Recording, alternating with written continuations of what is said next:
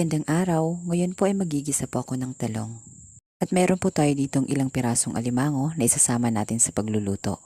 Ito po ay hindi na isinama sa pangbenta dahil mahina na po. Kaya ipinaluto na po sa akin. At yan, nagayat na nga po ako ng bawang sibuyas at kamatis. Kaya uumpisahan na natin ang pagluluto.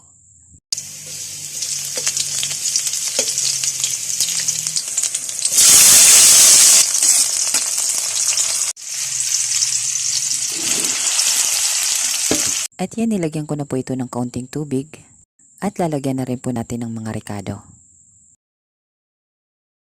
At pagkatapos ay tinakpan ko po muna.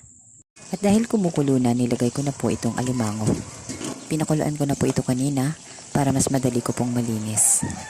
At yan, luto na nga po ang aming pang-ulam ngayong tanghalian. At hanggang dito na lang po. Salamat!